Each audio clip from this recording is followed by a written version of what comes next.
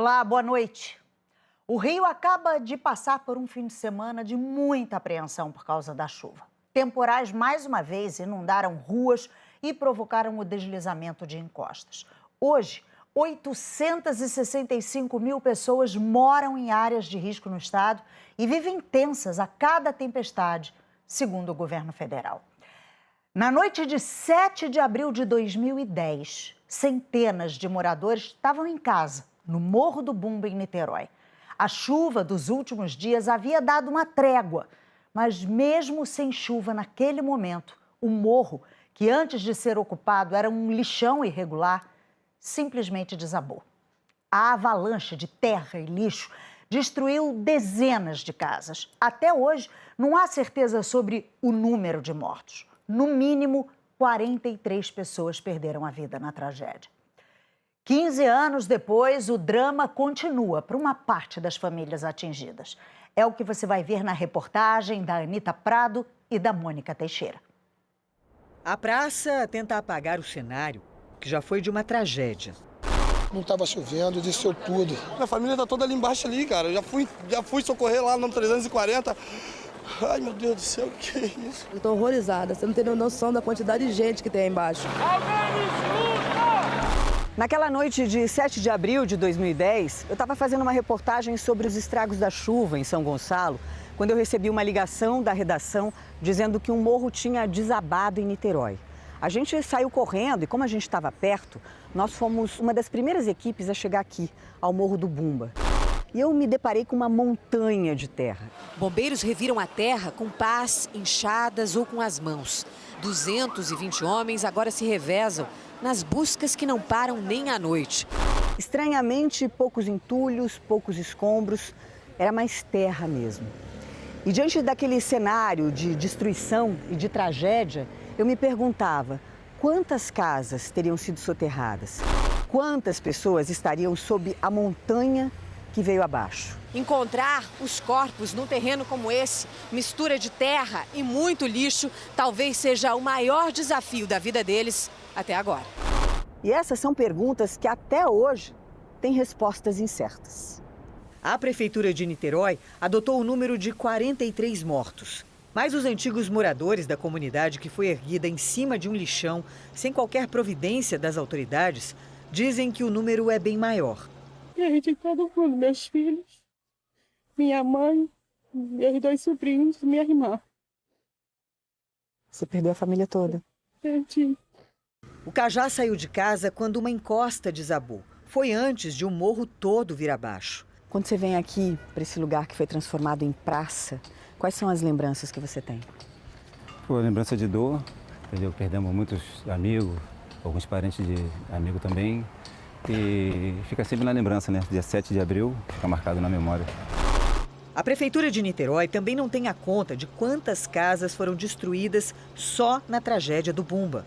O cálculo é uma soma de todos que tiveram que deixar suas casas em Niterói naqueles dias de temporal.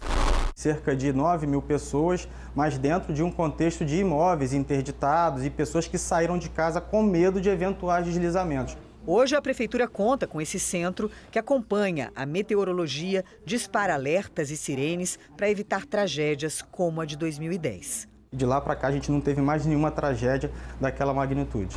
Na época, muitas promessas foram feitas às vítimas, aluguel social e casas para as famílias atingidas. O governo do estado afirmou que em 2011 havia 3.200 famílias cadastradas para receber o benefício e que atualmente são 521, o que representa R$208 mil por mês para o estado. A Martiniane, o Michel e o José Carlos fazem parte da primeira leva de moradores do Bumba beneficiados com um apartamento. O endereço do recomeço foi esse conjunto residencial em Várzea das Moças, a cerca de 15 quilômetros do Bumba, que ficava no bairro Viçoso Jardim, na zona norte de Niterói. Hoje eles têm um teto, mas ainda se sentem abandonados. Estamos pagando hoje um absurdo de IPTU, entendeu? Porque muitos aqui não têm condições de pagar, muitos aqui no trabalho vivem de Bolsa Família. É uma coisa que a gente está pedindo ajuda. Eles deram a casa, só que não deram condições para que a gente mantenha isso aqui. O José Carlos é o síndico e faz o que pode para manter tudo funcionando. Mas com o tempo, as dívidas foram se acumulando. Cada bloco desse aí, nós estamos devendo. Eu acho que nós já chegamos em quase 40 mil a 50 mil. E os problemas aumentando. A rede de esgoto precisa de reparo, as paredes e muros também. As grades põem em risco a segurança das crianças. Não tem dinheiro para fazer a manutenção? Não temos. No momento a gente carece disso, né? Porque hoje em dia a gente luta para pagar uma água, uma luz. Os moradores do condomínio Várzea das Moças, onde vivem 93 famílias, querem os mesmos benefícios de quem foi morar nos conjuntos habitacionais do Minha Casa Minha Vida, como isenção de IPTU e outros impostos municipais, e apoio da prefeitura para a manutenção das áreas comuns. Hoje fomos separados, ficou lá no Bumba, no Viçoso e ficou a gente aqui em Várzea das Moças. Hoje a gente entra naquele prédio lá de baixo, a gente vê quadra, salões de festas e aqui você vê, a gente não tem nada, nenhum recurso. O condomínio Jardim Viçoso é onde o Cajá mora desde 2014. Fica bem perto do Morro do Bumba. Quantas pessoas moram aqui hoje? São 180 apartamentos, mínimo de 3 a 5 pessoas em cada casa. E essas pessoas basicamente vieram do Bumba? A maioria vieram do Bumba. Aqui é o melhor prédio para se morar. E com o apoio da Prefeitura de Niterói, as melhorias aos poucos vão chegando. Quadra, pracinha, obras de manutenção. E com tudo isso, vem a sensação de não viver mais em risco. Os desalojados do Bumba foram transferidos para 8 conjuntos habitacionais. E a Prefeitura de Niterói se comprometeu a entregar mais 1.000 unidades do Minha Casa Minha Vida a pessoas que vivem em áreas de risco da cidade. Mas essa ainda é a luta de muitas famílias. A gente não quer briga, a gente não quer confusão, a gente só quer a moradia. O sonho da Jovita, da Tânia, do Ney e de 90 famílias que foram atingidas pela tragédia no Morro do Bumba é ter uma casa própria nesse endereço aqui. Esse terreno foi desapropriado pela prefeitura já faz 10 anos, mas olha só as condições. Ainda está muito distante dessas famílias reconstruírem a vida aqui. Eles se juntaram ao movimento dos trabalhadores sem teto. A gente conseguiu os recursos e não consegue executar a Minha Casa Minha Vida. A gente está sendo enganada há 10 anos pela prefeitura. A infraestrutura prometida pela prefeitura até hoje não chegou. A gente tem um recurso federal e não consegue iniciar as obras do recurso federal por conta da prefeitura que não fez a infraestrutura, que é a parte que eles prometeram. Eles fizeram a desapropriação, prometeram fazer a infraestrutura e não cumpriram. A Prefeitura de Niterói respondeu que está em tratativas com o Ministério das Cidades para construir 800 moradias, número bem maior do que o pedido pelo MTST. Sobre o terreno, o município informou ainda que a proposta deles de dar infraestrutura para apenas 92 casas implicaria em custos altíssimos de infraestrutura e que a prefeitura propõe construir 300 apartamentos, readequando o projeto para atender mais pessoas a um custo razoável. A Jovita perdeu a família na tragédia do Bumba. Ela não estava em casa. Meu irmão, minha cunhada, meu sobrinho. Quando veio tudo à tona, eles não conseguiram sair porque estava dormindo, não teve chance nem oportunidade. O Ney morava no Morro da Igrejinha, outra área afetada pela chuva daquele abril de 2010 em Niterói. Ele ajudou a retirar muita gente da lama no Morro do Bumba. Pessoas debaixo de barro e tirando uma por uma. Quem tem enxada, arruma enxada! E ele também teve que sair da casa ameaçada de desabar. Você chegou a receber aluguel social? Não. Nunca? Nunca. Mas foi prometido? Foi prometido. Você ainda mora nessa casa? Moro nessa casa, fizendo uma contenção para segurar. Pela Defesa Civil, é área de risco. 15 anos depois, as marcas da tragédia ainda estão vivas. Na luta por um teto... Desistir você não vai? Não, jamais. Queremos somente a nossa moradia num lugar digno, com segurança. Para viver em paz, né? Para viver em paz. Eu vou lutar até morrer.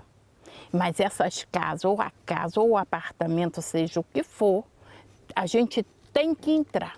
Na busca para não ser esquecido pelo poder público. Hoje a gente aqui precisa de uma ajuda, né? Na dor que o tempo não cura. Nunca vai ter cura, nunca. Podem quem quiser falar que passa, nunca, nunca. É uma dor que é para eternamente, para a vida toda. E a demora numa resposta só aumenta essa dor, né?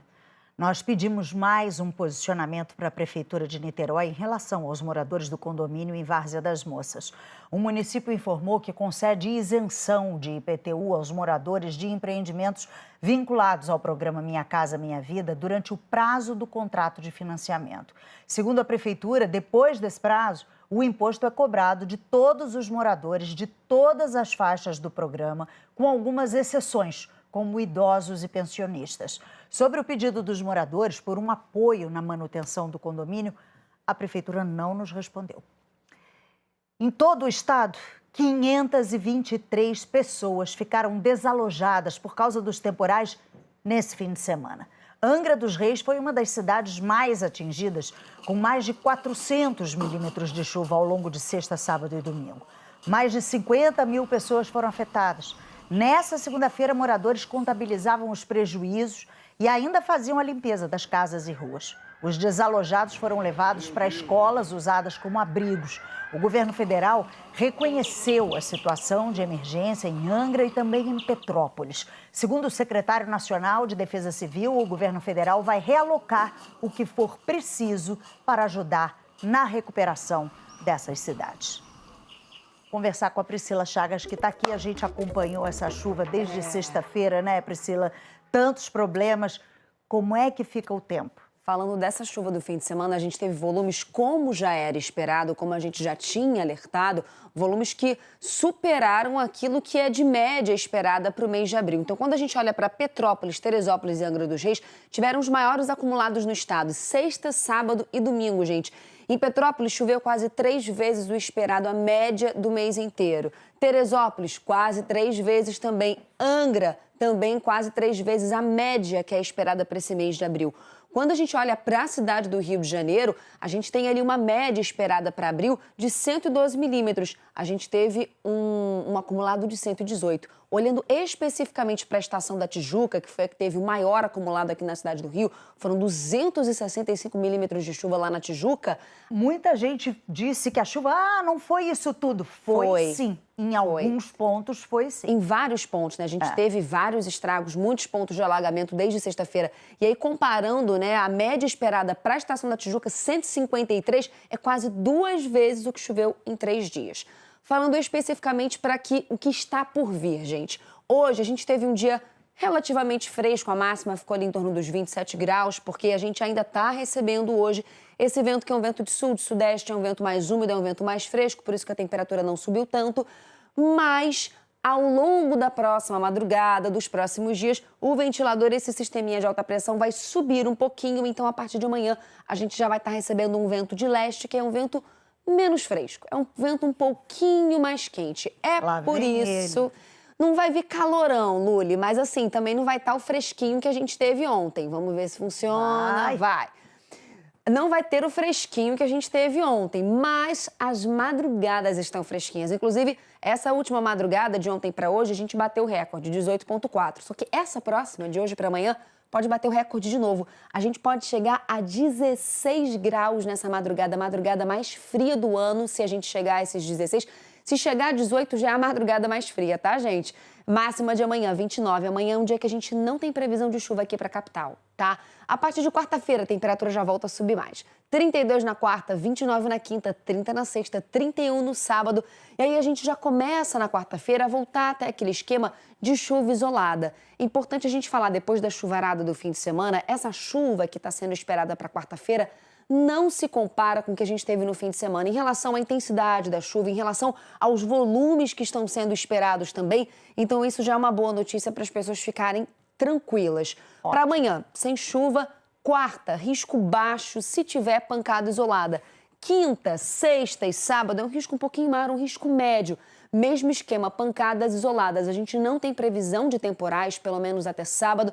E essas pancadas isoladas é aquilo que a gente sempre fala. Pode apertar, chegar uma chuva moderada em alguns momentos. Nem todo mundo vai ver, mas a gente sempre dá aquele alerta para você ficar ligado, principalmente a partir de quinta-feira, porque o risco é um tiquinho maior. E lembrando que hoje a gente ainda está com risco moderado de deslizamento, porque o volume de chuva foi muito grande e o solo ainda está encharcado. Então, quem mora em área de risco tem que ficar muito atento. Sim, Obrigada, ainda. Pri. Até amanhã, gente. Até amanhã. A Justiça decretou a prisão preventiva do policial militar Fernando Baraúna, que matou a tiros um feirante na madrugada de ontem na Penha. Alunos de um projeto social fizeram um minuto de silêncio na quadra da Praça Pan-Americana, na Penha, no lugar onde Pedro Henrique Morato Dantas, de 20 anos, foi assassinado na madrugada de ontem. Essas imagens foram gravadas por testemunhas momentos depois do crime. Gente, olha, a gente trabalhou na barraca do pastel, meu amigo trabalhador que frita, olha lá, olha, matou meu amigo trabalhador. Pedro Henrique trabalhava como feirante e acordou na madrugada de domingo para montar a barraca nessa esquina, onde vendia pastéis desde os 15 anos. Segundo testemunhas, o policial militar Fernando Baraúna saiu dessa casa noturna depois de uma briga, acompanhado da esposa Natália Teles. Feirantes contaram que o PM saiu correndo atrás de um homem ainda não identificado com uma arma na mão e que, ao chegar na Praça Pan-Americana, teria confundido Pedro Henrique com outra pessoa e deu 2 tiros no feirante. Falar que ele estava em boate, o celular dele prova onde é que ele estava, o que ele estava, o horário que ele acordou, que despertou e o que ele postou, 3h30, 4 horas da manhã. Policiais que prenderam o sargento Fernando Baraúna contaram que o PM e a esposa apresentavam sinais de embriaguez. Bota a cara, você não é tão valente? Bota a cara. Isso, olha aí o abuso. De acordo com a polícia, em depoimento, o PM disse que se desentendeu com a vítima e que Pedro Henrique, durante a discussão, tinha sacado uma faca e partido para cima dele. E que, por esse motivo, atirou. Mas moradores e feirantes negaram a versão apresentada pelo PM. Nem com faca a gente trabalha. Nossos artigos, quando se fala em feirante, pensa que usa faca, verdura, legumes, não, frutas não. A gente trabalha com artigo, caldo de cana e pastel. Quem estava na praça disse que antes de atirar contra Pedro Henrique, Fernando já tinha feito vários disparos para o alto. Essas fotos mostram como ficou uma Kombi que estava estacionada na praça. Testemunhas afirmaram que o policial militar ainda agrediu uma mulher que trabalhava com Pedro Henrique. Ele deu um soco na cara da menina. Essa menina trabalhava com o Pedro? Trabalha com o Pedro, a barraca fica aqui, ó. O PM Fernando Baraúna passou por uma audiência de custódia na tarde de hoje. Ele teve a prisão em flagrante convertida em prisão preventiva. A Corregedoria da Polícia Militar também apura o caso. O enterro do corpo de Pedro Henrique foi hoje na cidade de Pedro de Toledo, no interior de São Paulo. Eu quero que esse homem pague pelo que ele fez. Não vai trazer ele de volta, mas ele tem que pagar. Um menino assim que nunca me deu trabalho e nada, sabe? Todo mundo gosta tanto dele. E fizeram isso com ele. Nós não conseguimos contato com a defesa do PM Fernando Baraúna, nem com a boate Mix Lounge. A Polícia Civil disse que a Delegacia de Homicídios está investigando o caso. A Polícia Militar declarou que não compactua com excessos e crimes praticados por policiais e que vai avaliar a permanência do PM na corporação. O golpe do falso advogado tem aumentado no Rio e virou motivo de preocupação para a OAB. O RJ2 ouviu pessoas com ações na justiça que receberam mensagens de golpistas. Eles se passam pelos advogados das vítimas para pedir pagamento indevido. Um golpe com informações precisas e detalhadas. Eu recebo um WhatsApp do advogado, a foto dele, com o número da OAB, o número do processo, o nome inteiro do professor falecido, o registro, tudo. E com dados de um processo judicial que de fato existe. Essa pessoa que prefere não se identificar venceu na justiça um processo trabalhista. O falso advogado alegava que para receber o valor referente à ação, ela deveria pagar essa certidão de imposto, no caso, falsa. A vítima fez o pagamento e perdeu quase R$14 mil. Os envolvidos, eles tinham um conhecimento muito grande de termos jurídicos, técnicos, termos legais, eles estavam muito bem informados e todos os termos muito em conformidade com o processo. Mesmo depois de ter feito o depósito, os golpistas continuaram pedindo mais dinheiro. Eles afirmavam que eram valores referentes aos custos do escritório de advocacia. Ela então desconfiou e decidiu gravar uma ligação. Eu preciso só mandar para a família algum comprovante de pagamento. Eu não tenho, só tenho de depósito do Pix. Todas essas informações, incluindo esses pagamentos, incluindo o valor que vocês têm a receber, estarão preenchidos no documento da soma de cálculos. E no presente momento, eu não consigo emitir esse comprovante. Ele foi pago, porém eu não recolhi o alvará. Mas ela não foi a única vítima.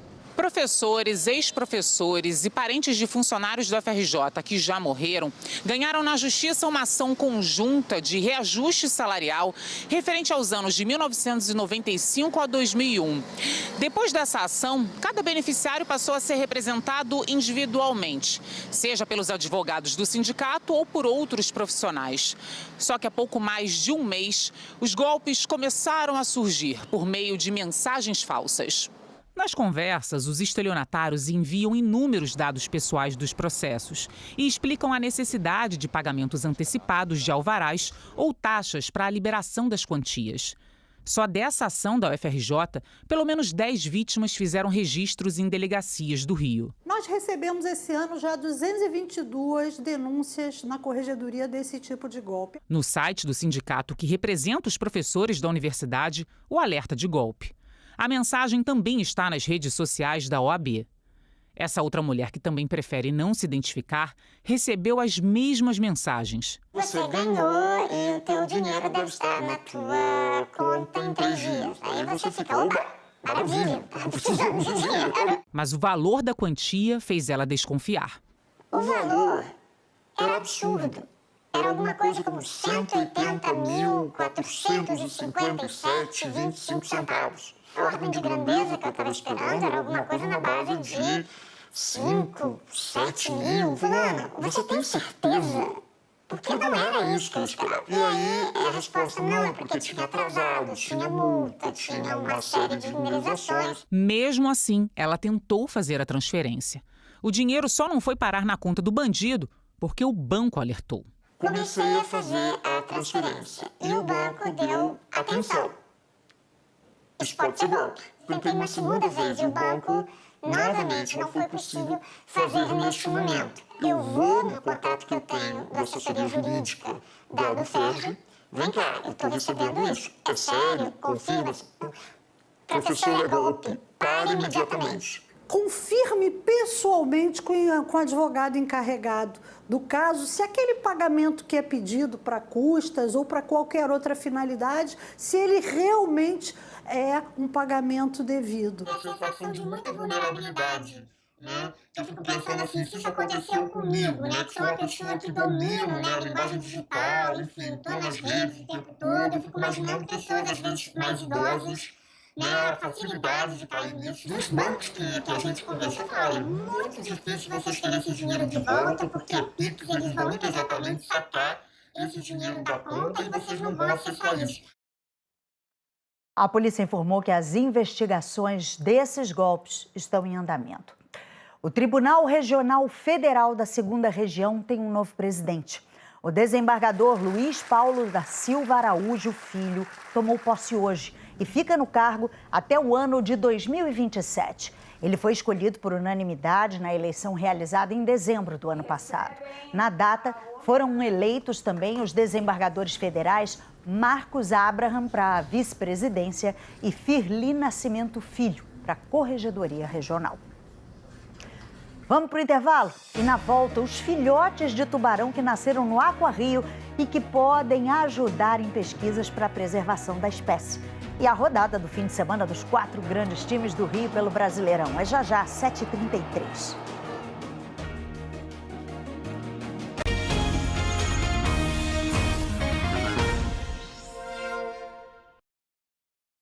O AquaRio tem novos moradores. São os filhotes de um casal de tubarões da espécie Freycinet, classificada como quase ameaçada de extinção. Esse foi o primeiro registro de reprodução em cativeiro, o que pode ajudar na preservação. No espaço de pequenas riquezas, diferentes espécies convivem em harmonia. O peixe-leão exibe sua beleza, o ouriço seus espinhos. O peixe saltador da lama só quer se refrescar na cachoeira. O peixe cego das cavernas nada tranquilo, mesmo sem ter olhos. E olha o tamanho do camarão da Malásia. E esse aí, você já viu? É um tubarão da região da Indonésia, chamado Freycinet. Os bebês não param um minuto. Agora calma que está na hora dos exames. Peso, ok. Tamanho, ok. Estão todos com saúde.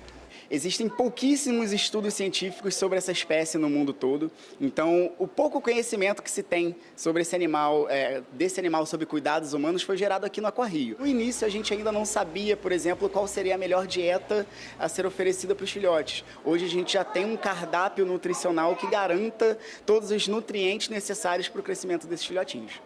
Esses são os pais, orgulhosos de seus filhotes, uma fêmea e um macho da espécie Freycinet, que ficam aqui nessa área reservada, onde tem um acompanhamento cuidadoso de biólogos e veterinários. O casal foi fundamental nessa pesquisa científica, que pode servir de exemplo para aquários do mundo inteiro. O tubarão Freycinet é uma espécie considerada quase ameaçada de extinção. A reprodução é um feito inédito e aconteceu sem qualquer intervenção no processo de fertilização. A veterinária Verônica acompanhou tudo de perto. A gente coloca uma lanterna assim em cima do ovo para a gente ver através da luz. E aí a gente começa a ver o desenvolvimento e o aparecimento de algumas veias, depois de um filhotinho bem pequenininho, e o filhotinho vai crescendo e a gema vai diminuindo. Quando nasceu? Nossa, a gente ficou muito feliz e eu até tatuei o primeiro filhote que nasceu. A partir desse protocolo gerado aqui no Aquarrio, outras instituições, outros aquários mundo afora, podem seguir todas essas nossas orientações para tentar fazer um trabalho em conjunto para, quem sabe, um dia tornar de volta, né, esse animal mais abundante na natureza. Os visitantes podem admirar a beleza dos 5 filhotes. Eles representam um avanço da ciência e a urgência da preservação. Diante de tantos problemas ambientais, né, é um fôlego muito interessante que se dá. Em algum momento eles também vão se procriar e, enfim, vão dar continuidade a esse processo que foi iniciado aqui. A Justiça do Estado do Rio de Janeiro concedeu liminar para que o clássico entre Vasco e Flamengo seja em São Januário, no dia 19 desse mês. A decisão foi tomada numa ação popular. Agora cabe ao Vasco determinar se o jogo será no estádio ou não. O clube ainda não se pronunciou sobre o caso. O fim de semana foi bom. Para a maioria dos clubes do Rio, o Vasco foi o único que não venceu e em São Januário a semana já começa agitada. O Vasco recebe o Puerto Cabello da Venezuela amanhã pela segunda rodada da Sul-Americana, com o torcedor na bronca com o técnico Fábio Carille. No sábado, Carille decidiu poupar vários titulares contra o Corinthians e o time foi presa fácil. Por isso que a gente perdeu o jogo. Foi assim, uma loucura o que ele fez. Ele podia ter colocado todo mundo lá, a gente ia ganhar, com toda a certeza do mundo. O Botafogo também volta a campo amanhã para tentar se recuperar da derrota na estreia da Libertadores. O adversário é outro venezuelano, o Carabobo, no Nilton Santos. Para essa partida, o time não terá Igor Jesus, que vai cumprir suspensão. No sábado, ele voltou a marcar depois de 2 meses. A vitória por 2-0 sobre o Juventude foi a primeira no Brasileiro e do técnico Renato Paiva à frente da equipe. Como eu costumo dizer, quando não vai no talento, vai no querer, vai na personalidade e vai na raça. A semana também será de Copas para a dupla Fla-Flu. Na quarta-feira, o Flamengo enfrenta o Central Córdoba da Argentina no Maracanã com transmissão da Globo, em busca da segunda vitória na Libertadores. Ontem, o time precisou do brilho de 2 ídolos para garantir 3 pontos contra o Vitória. Arrascaeta e Bruno Henrique foram decisivos para o triunfo em Salvador. Bruno Henrique e Arrascaeta mais 9. Na quinta-feira, o Fluminense enfrenta o São José da Bolívia aqui no Maracanã pela Copa Sul-Americana. No domingo chuvoso, o torcedor que saiu de casa foi recompensado, mas teve emoção até o final contra o Bragantino. No jogo que marcou as voltas de Renato Gaúcho como técnico e a de Paulo Henrique Ganso ao time, Martinelli foi de vilão a herói. O volante era vaiado pela torcida até marcar o gol da vitória, nos acréscimos. Fluminense 2, Bragantino 1. Martinelli, vilão, a herói, porque assim é o futebol sem roteiro pronto, a prata da casa decide. O RJ termina aqui. Para você, uma ótima noite. Até amanhã.